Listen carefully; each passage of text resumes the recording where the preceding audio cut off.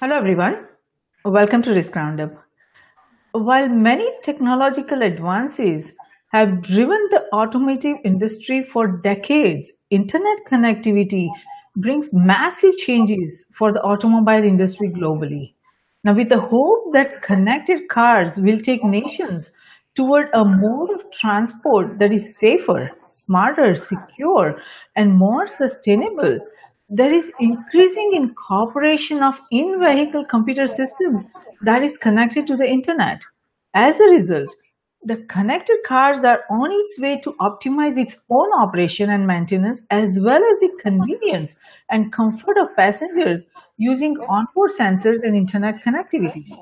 Now, when connected cars have the computing power of dozens of personal computers and it features hundreds of millions of lines of programming code and processes up to 25 gigabytes of data an hour, the rapidly changing automotive computing understandably makes endpoint security a moving target.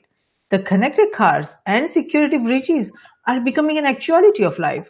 So, when millions of cars across nations are being intertwined into a network of connected devices to the internet, it raises many new concerns for each and every nation and questions about not only safety, security, and privacy, but also whether nations have effective security centric infrastructure, framework, technology, tools, and processes for the connected cars and rapidly changing automobile industry in cyberspace, geospace, and space.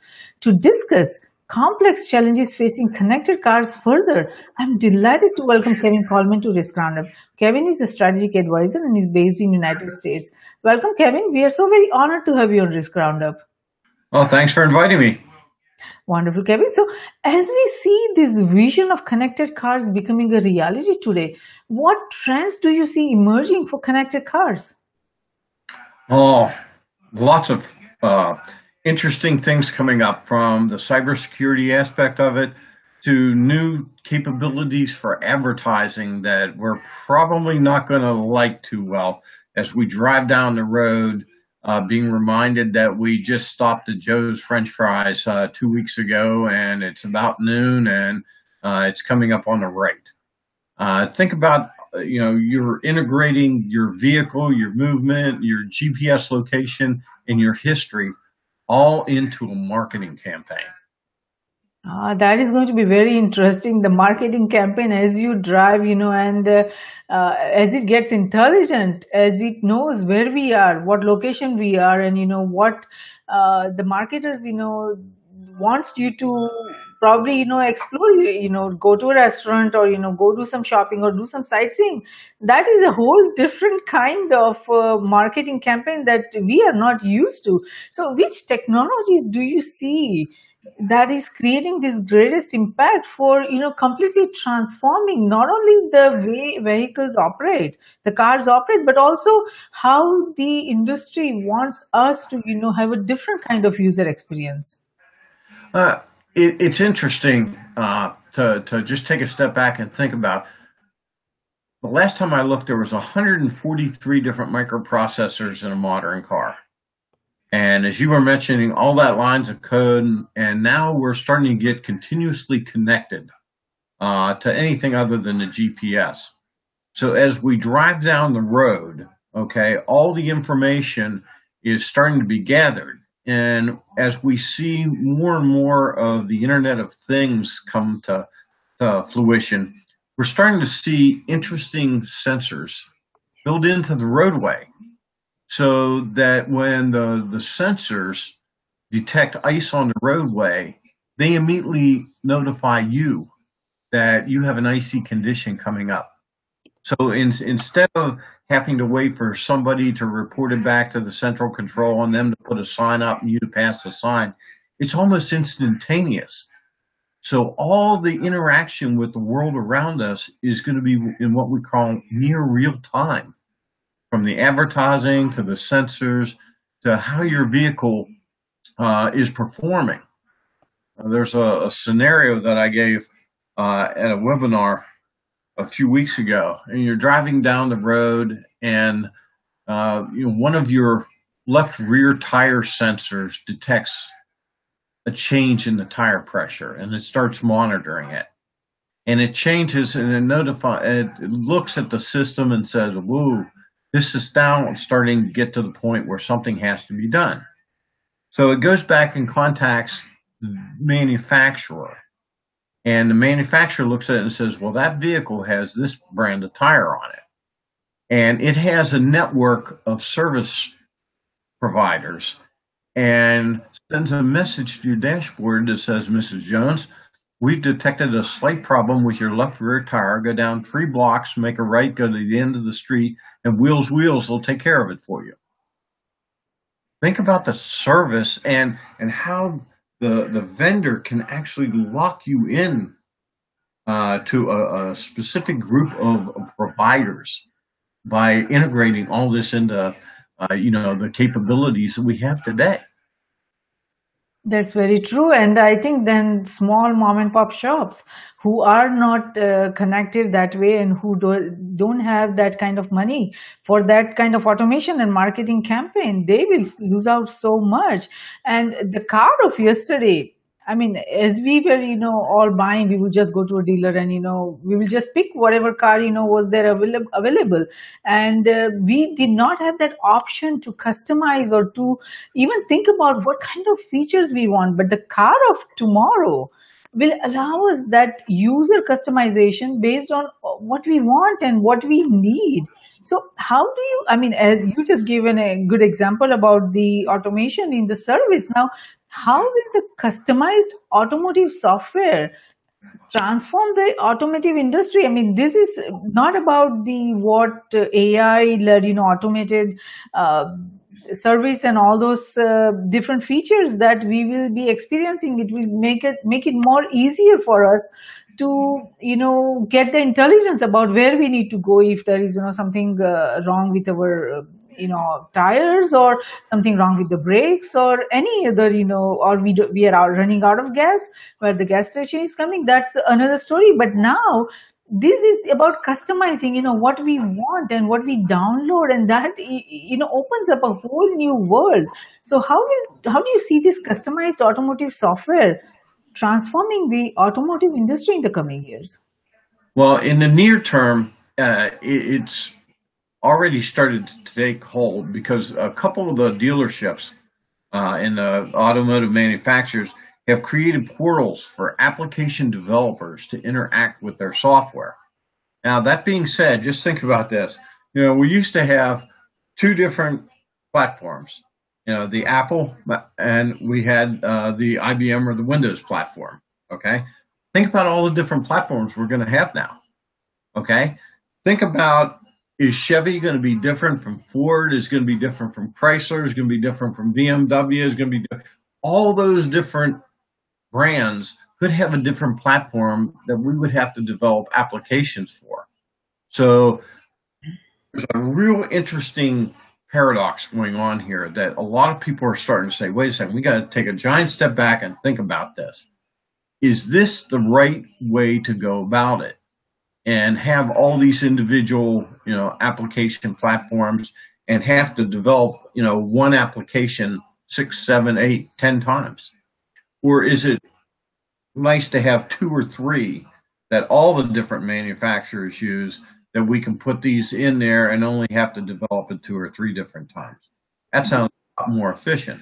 Yes, very true. And that's an excellent point, an observation you made, because if each one of them have different protocols, different, platforms, and everyone, tries to start developing that, then, we are opening ourselves up to so many new avenues of security vulnerabilities, and we will have to come up with some sort of global standards so that, not only that, security vulnerabilities, but interconnectivity will also be a challenge. So we will need to, all these manufacturers will need to come together, and as an industry, they will have to come together to develop some sort of global standard that makes it much easier, and it makes it much more easier also about the security for the security professionals, so that they can address these security challenges in an integrated and collective manner. So that is something we will need, the industry will need to address. But now, as a physical sensor, I mean, these there are a lot of IoT sensors that are being implemented in for the automotive industry, but they are not machines, and it doesn't do anything in the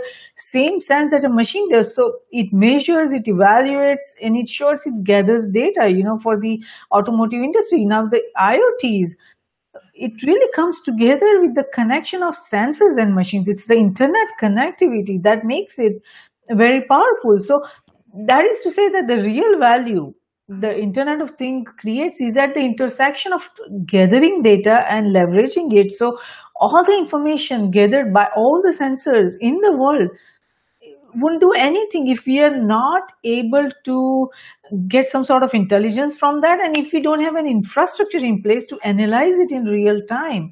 Do you see that? What is the current status on that? Do we have the digital infrastructure in place for the connected car so that we can benefit, we can take advantage of all these technologies that we are integrating with the connected cars? Once again, we have 13 different versions or 16 different versions of that technology in place. Do we have what I think we need going forward? Absolutely not. We need to standardize on the platform.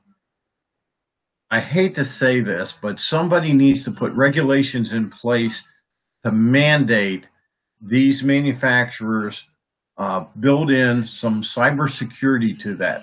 There was a great video that some hackers talked to a journalist. I think the journalist was from Wired, and they put him in the vehicle, okay, and had him drive, and then they took over the vehicle. They flooded his windshield with windshield washer fluid, just turned it on remotely. They started the wipers. They caused it to speed up. They caused it to slow down, and then they drove him off the road, okay? That was a 2014 vehicle, okay? That's 4 years ago. So think about where we are now, okay? We have to put that in place. Now, don't answer this question, but do you have a antivirus on your smartphone? Do you have a firewall on your smartphone? How many people do you think actually have security on their smartphones? Do you think they're going to go ahead and put security on their vehicles if they don't even care about what's on their smartphone and the frequency that they use that?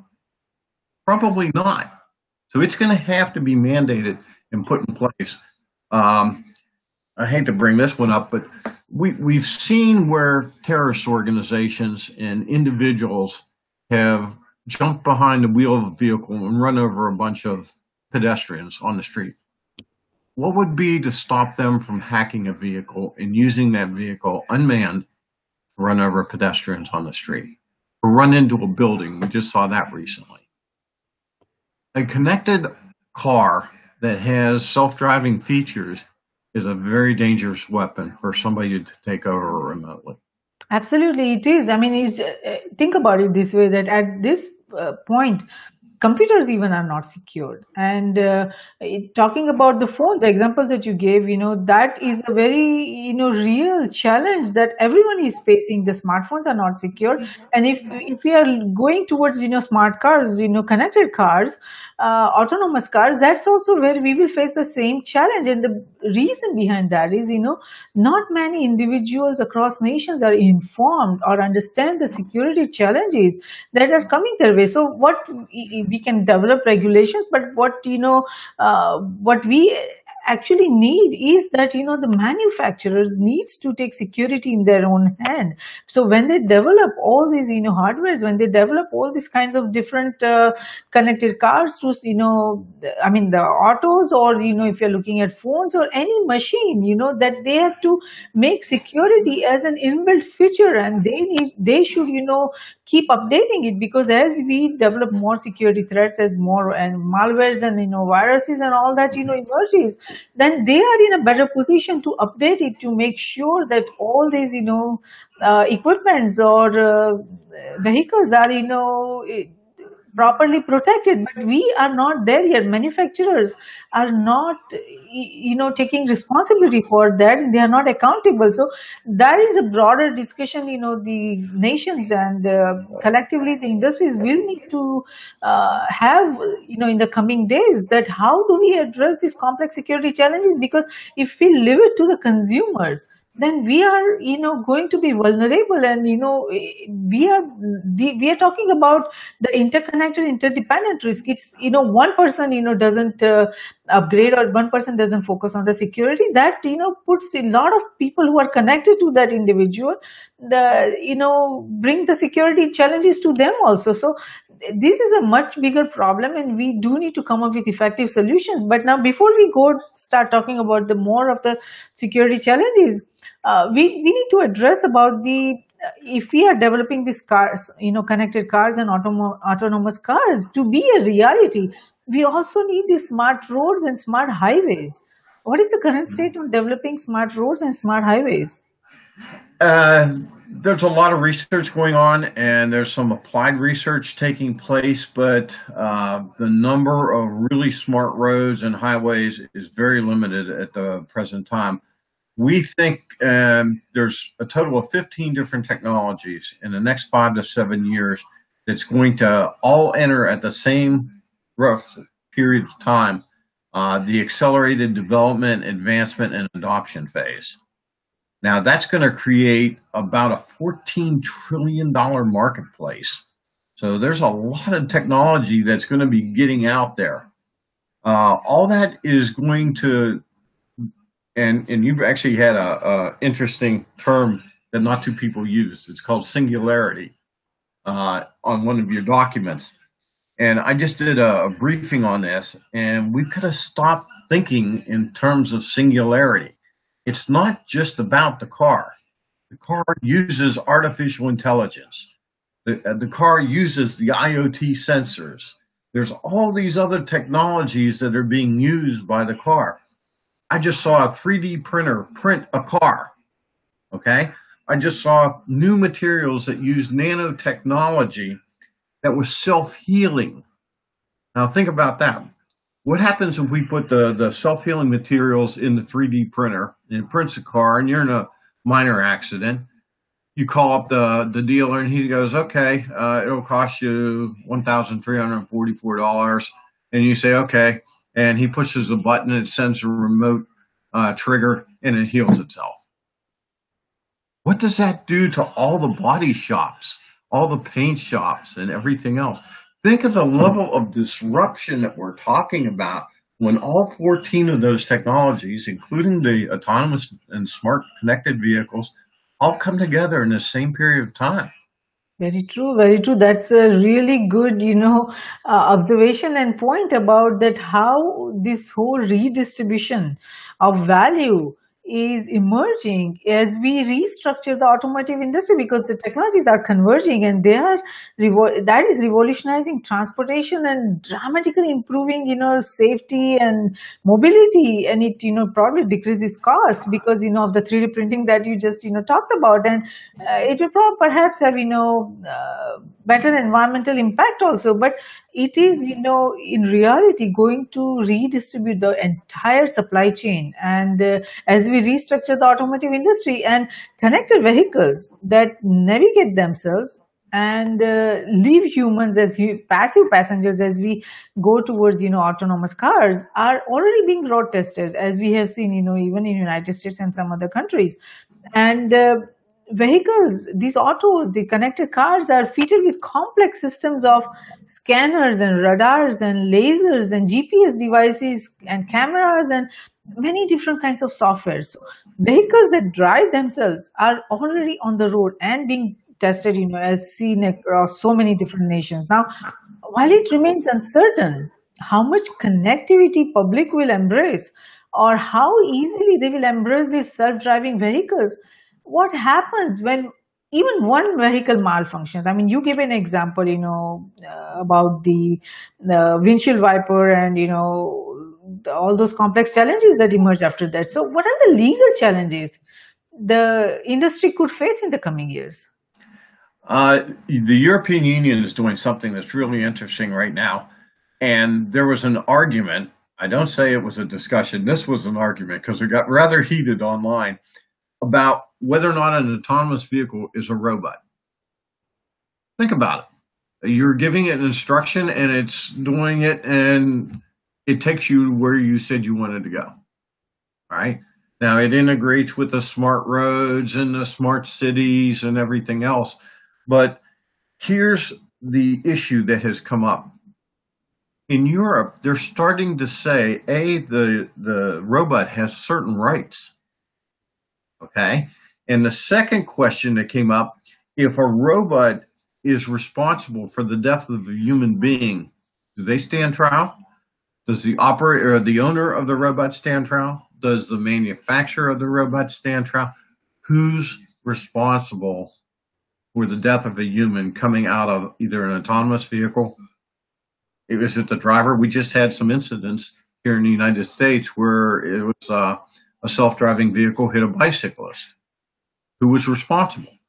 Was it the driver? Who's the driver? It wasn't the guy that was sitting there, or was it? Okay, is he the one that's ultimately responsible? And if so, the value of an autonomous vehicle significantly reduces because you've got to stay attuned to what's going on. We just had another individual that was arrested. He was under the influence of alcohol, and he wasn't driving the vehicle, and it got into an accident. It wasn't responsible for the accident, but he was still driving under the influence since he was the person basically in the driver's seat. What happens? I just had a picture of this, came from General Motors. There were no brake pedals, there were no gas pedals, and there was no steering wheel in the vehicle. Yes. Make the driver's side either side. So who do you designate as the driver? I mean, we have so many questions we've got to answer about this and the current laws and how they're going to apply to the autonomous connected vehicles. We haven't even think about it. That's true. That is true. These are very complex challenges, and nations will have to work together to come up with effective answers that bring some sort of accountability and responsibility in the technology transformation that is advancing so rapidly. I mean, you gave that great example about all these questions, but at the same time, we also have to address the insurance industry. How will insurance industry ensure the auto crimes that could happen?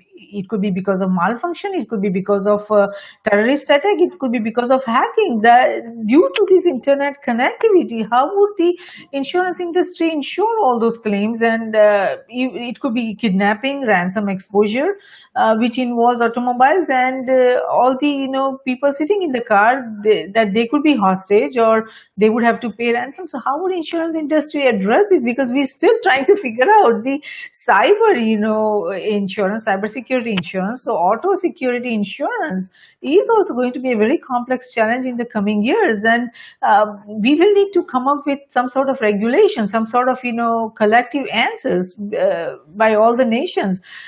Do you see any development on that front, if any regulations are emerging?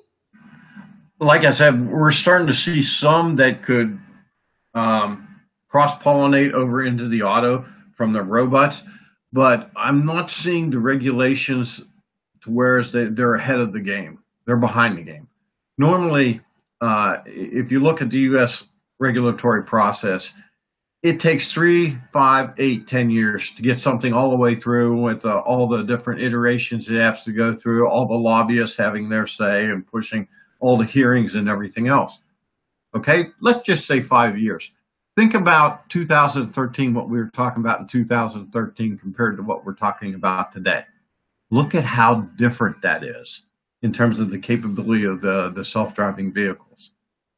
Okay, in terms of all the IoT sensors, in terms of smart cities, smart roadways, and as you mentioned before, the smart roadways. I think the big play is where the roadways, the cars, and the smart cities all interact, along with smart buildings. Let me give you an example.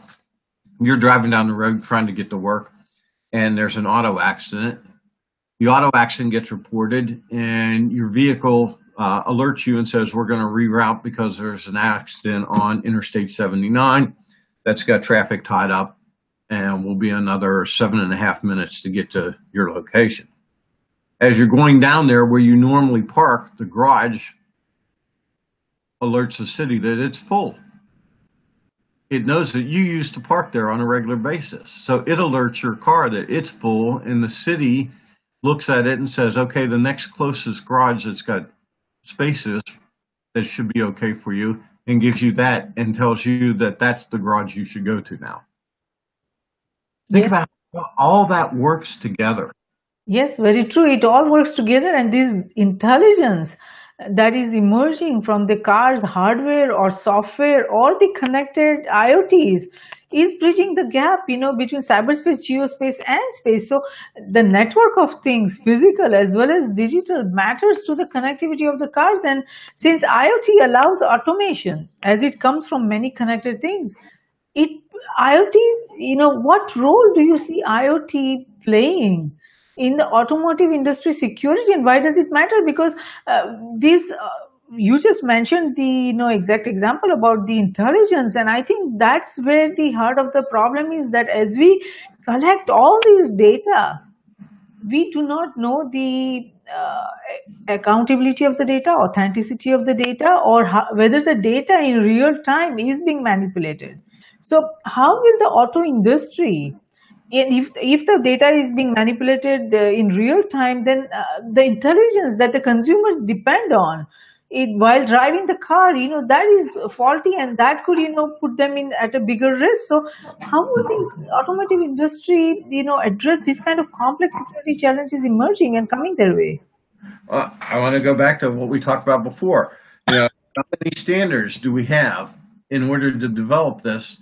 We have to be able, from the IoT sensors to the smart garage to the smart city to the smart highway, have to send and have a communication protocol that supports that particular platform. Okay. Now, if it's kind of like the internet, where we could send it over the internet to that, which, I'm not so sure that would be secure enough that I would want smart roadways and smart vehicles and everything else. In our current internet configuration, we've got way too many vulnerabilities. But we're going to have to develop all those individual standards in order to support the platforms. The auto industry, in my opinion, is probably 5 years behind where they need to be. They need the standard for communication. They need the standard amongst the industry. And over here in the United States, they'd have to go through the government and say, look, this is the way we really need to go. But we can't interact with this on our own, because you'll think it's, all the auto industry is getting together, against the consumer. This benefits the consumer. So somehow or other, either the National Highway Transportation Safety Administration or one of the government regulatory bodies needs to step up. Maybe NIST, the National Institute of Standards and Technology, needs to step up and say, these are the set of standards we need to develop. You guys get first shot at it, get it to us by this time. If you don't, we're going to write it. And so you time box them to get this in so we can start to catch up with all of this. Because Sure. we're going to have to integrate. Yes.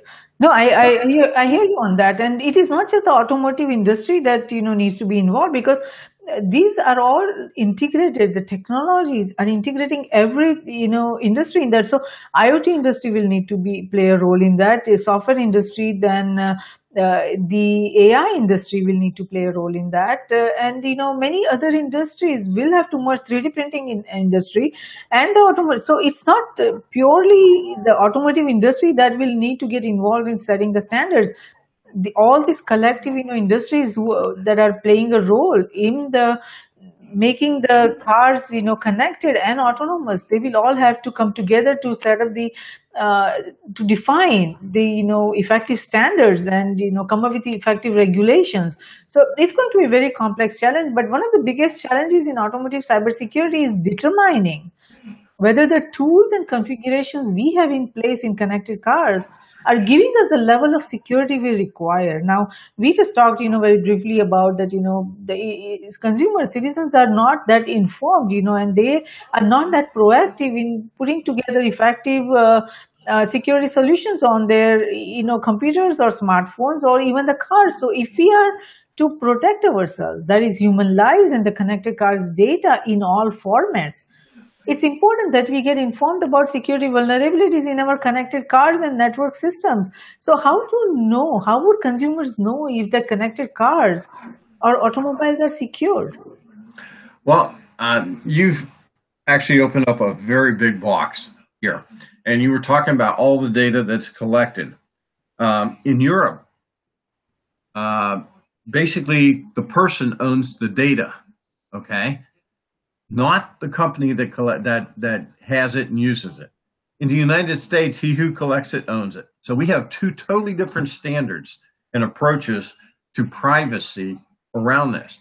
Now, it's not about what we're looking at and everything else. It's where we go, what time we go, what routes we take, all this other stuff that comes into play that we didn't have before. We started to have it with the smartphones because the time and your location is known. Okay.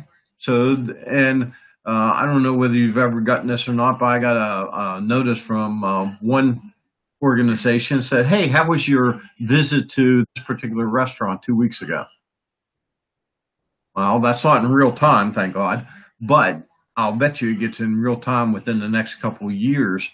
And they wanted me to rate my interaction with that restaurant at that particular period of time, which is good because then that influences other people, obviously. But think about all the data and how much they know about us from what we do and when we do it and everything else. It's going to be very, very, very tricky. Now, in the old days, we used to have what was called a firewall, and the firewall in the vehicle was between the passenger compartment and the engine compartment to keep the fire that occurred in the engine compartment from getting in. We have a second firewall, and most vehicles now don't have those. The software firewall, most vehicles, have you ever seen a vehicle with antivirus? No, I haven't. Have you thought about, I don't know, think about how often your PC gets updated. The applications on your PC gets updated because of a vulnerability that was found or something else. On the black market over on the dark web, a 0-day vulnerability for a smartphone goes for about $250,000. Yeah. What do you think a 0-day vulnerability for a BMW Model 6 would probably be? Yeah, that's very true. I mean, this industry, the dark web, and this hacking industry, it's an economy in itself. So they are perhaps more advanced and more technologically savvy than the ethical people or security professionals who are trying to protect this industry. So it's a very complex challenge. You are right about it, and it's going to take a lot of effort, and I'm sure that AI will need to get involved in securing. But at the same time, the hackers and the dark web also, they will use AI to hack the autos and the car industry or any other industry. So it's going to be a warfare between good AI and bad AI, and it's going to be very complex. How challenge for any nations, how they are going to secure any of their industries or any of their component in the coming years. And we, like you said, we are getting technology dependent, and so are our cars, because of all this connectivity and all these gadgets that we are installing in that. And similar to the data logs that show web trails, sensory data also streams from this connected machines or cars that contain detailed traces about our usage and which products we are using, which applications we are using, and our behavior. So all that data, like you said, in the Europe, the individual owns that data, but in United States and most other nations, the industries own that data. So while they are trying to bring some good things out of that, by developing, the intelligence, it still brings a lot of security risk, a lot of privacy risk. So how is this data being used currently by the manufacturers, the data that they are collecting from all these IoT sensors, by the connected cars, and how are they using, the manufacturers are using the data, and how is this data, is actually this data being used to make the cars better, or where is the data, usage and intelligence going?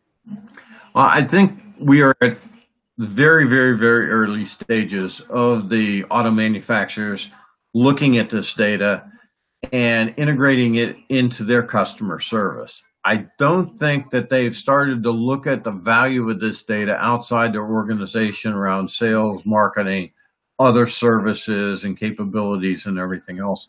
So, the big dollar value is going to be in the data and the insights coming out of that data.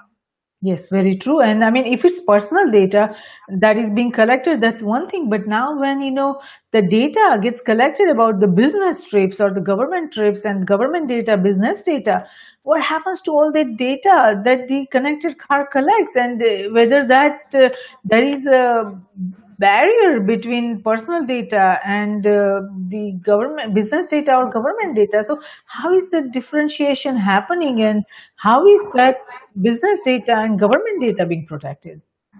It's not at this point in time. You can't protect it until you start to put the firewalls and the antivirus and the intrusion detection at the vehicle.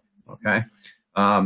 What's interesting is what's going on right now with Facebook and giving Facebook giving you the opportunity to look at your data and delete your data and change your data and all that kind of stuff because of what's going on in front of Congress over here in the States.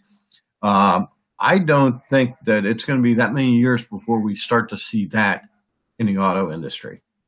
Yes, yes, I hear your point on that. Now, in the Internet of Things ecosystem, I mean, physical objects, connected cars, and everything will be provided in the coming years with unique identifiers, and the ability to transfer data over the cyber network without requiring human to human or human to computer interaction because of that tagging. So, to many people, the idea of everything being tagged is frightening. Everyone is, very concerned about this. So the connected cars will also be tagged in the IoT ecosystem.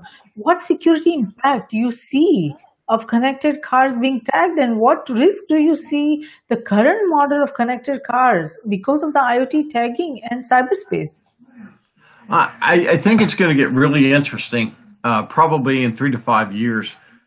I saw a vehicle handle, and basically, when you put your fingers underneath the handle, it allowed it to open, but it recognized you because of your fingerprint.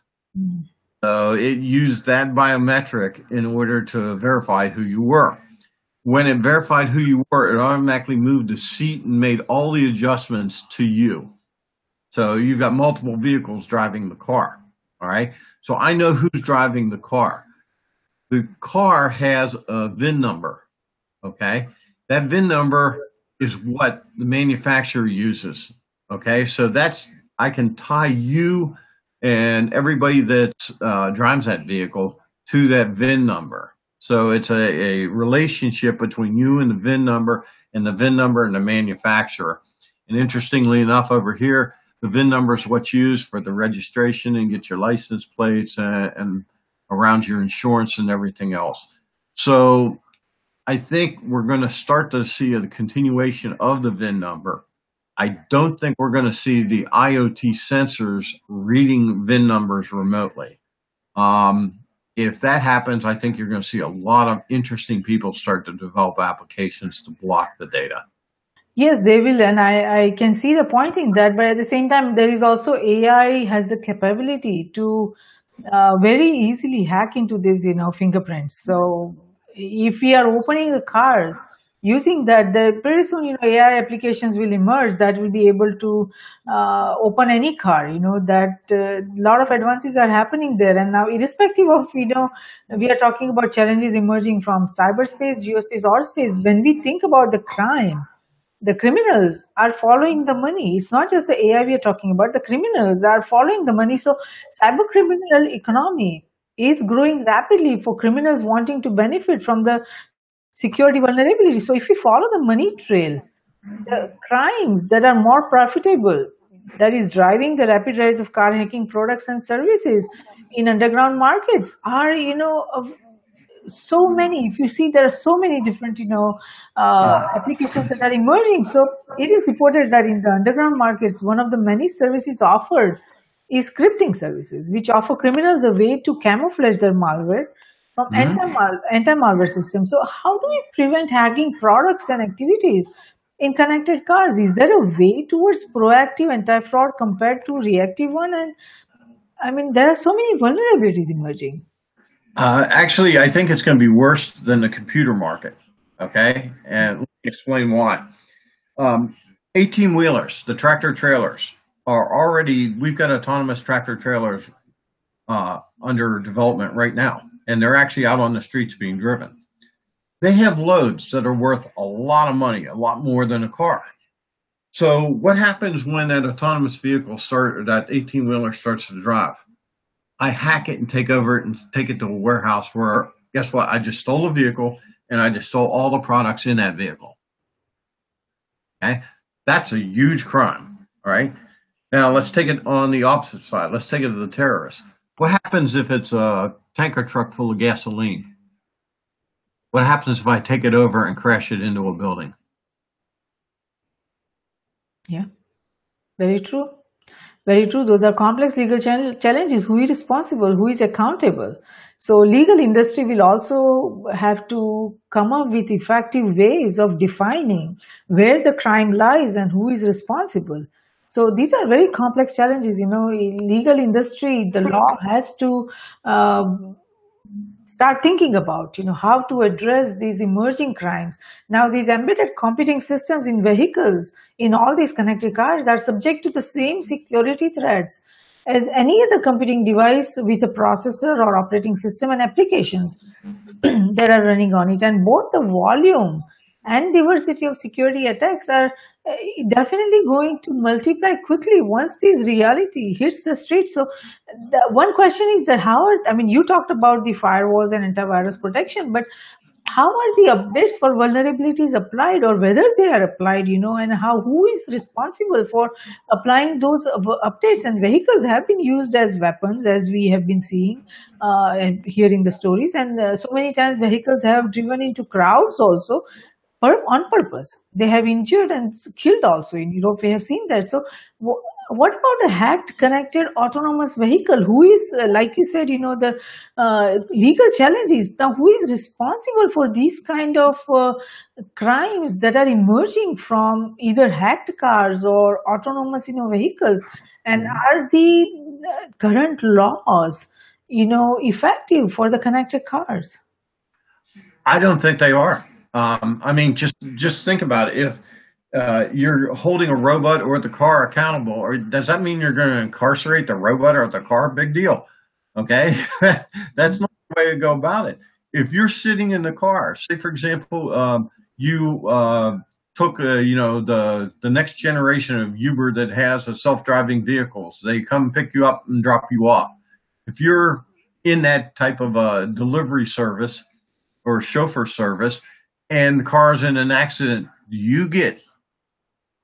are you the only one that's in there? So are you the one that's responsible?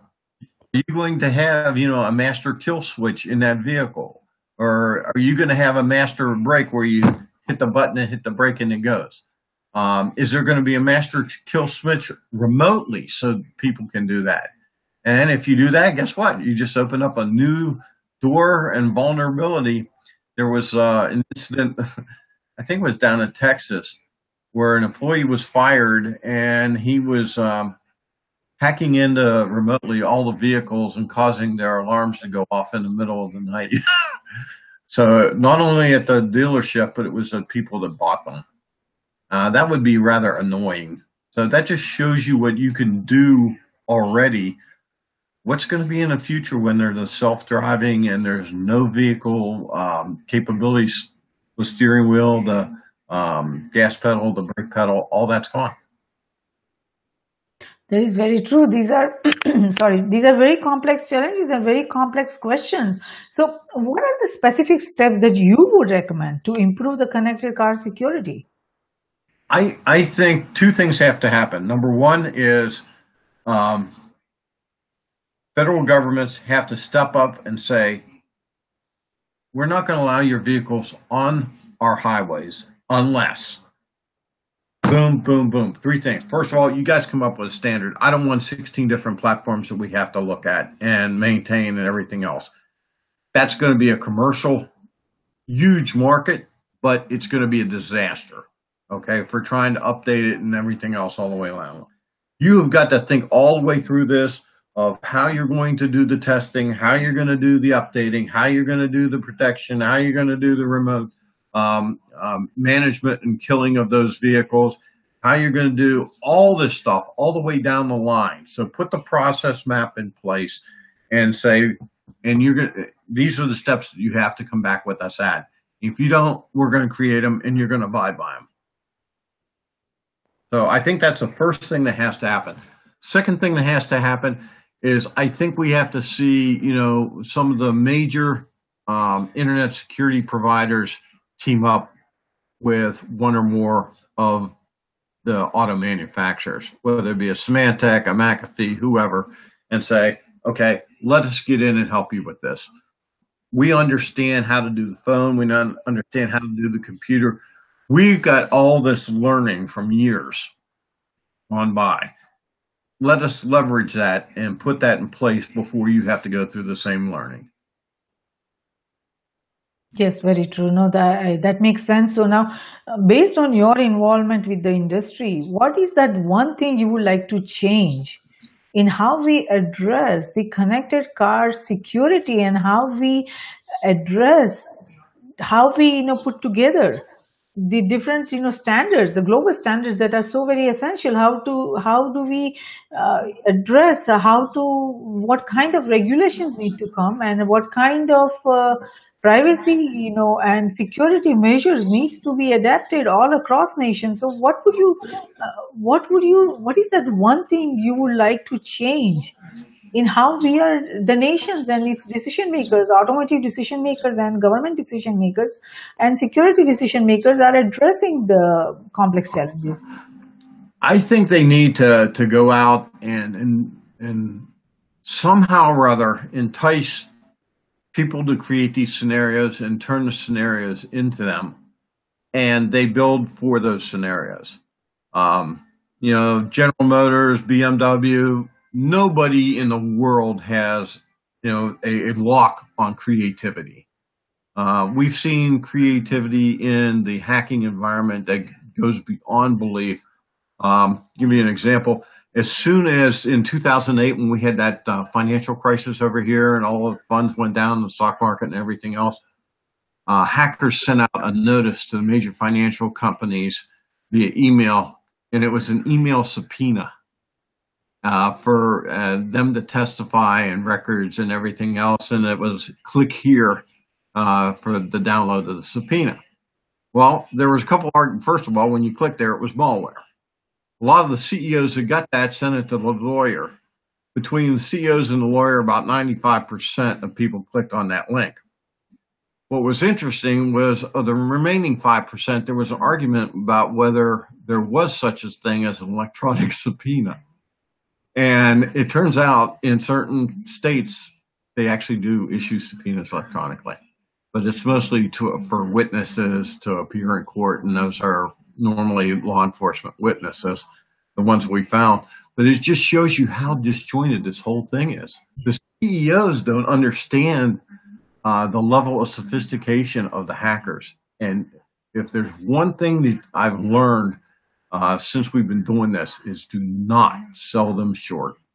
Yes, very true, very true. So what would you like to tell our global viewers and listeners? Stay tuned. The emerging technologies, the 15 of them, the $14 trillion by 2022 to 2025, is going to change our lives in ways that we have never imagined. Some people are going to like it, some people are not. It's almost impossible today not to live without being connected online. It will be impossible tomorrow for you to do that. And there's probably another 5 or 6 technologies that are going to emerge over that period of time that we haven't even heard of today, that may be in the back minds of some entrepreneur that's going to have a giant impact as well. Very true, very true. So while on the surface, threats to automotive technology and connected cars currently appear isolated and unrelated, the reality of the security threats facing connected cars is a very complex challenge. In the coming years, as the digital connectivity and technology becomes more prevalent, so too will be the security risk associated with it. And you are right that nobody will be able to survive without being connected. uh, digital connectivity, internet connectivity is going to be very fundamental, very basic, feature, just like, that we need air, water, and, those, that kind of requirement and necessity and dependency will be there. So thank you so much, Kevin, for participating in Risk Roundup today. We appreciate your thoughtful insight on complex challenges facing connected cars, and our global viewers and listeners would benefit tremendously from the understanding you provided on the need for application of real-time, solutions on developing these standards and coming up with effective ways to put the security, embed the security in the connected cars.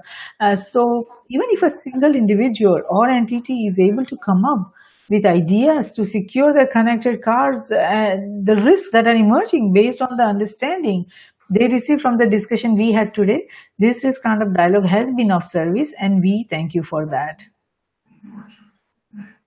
Risk Roundup, a global initiative launched by Risk Group, is a security risk reporting for risk emerging from existing and emerging technologies, technology convergence and transformation happening across cyberspace, geospace, and space. We at Risk Group believe that risk management, security, and peace, they walk together hand in hand. Though security is related to management of threats and peace to the management of conflict, risk management is related to management of security vulnerabilities as well as management of conflict. It is not possible to conceive any one of the three without the existence of the other two. All three concepts feed into each other. We believe that the security we build for ourselves is precarious and uncertain until it is secure for everyone across nations. Tradition becomes our security, so if we build a culture of managing risk effectively, it will lead us to security, and security will lead us to peace. Let's manage the existing and emerging risks together. For more information on the Risk Roundups, to watch the Risk Roundup webcast or hear the Risk Roundup podcast, please go to riskgroupllc.com and do not forget to subscribe and share. Until next time, I'm Jayashree, host of Risk Roundup, signing off. See you next time. Thank you.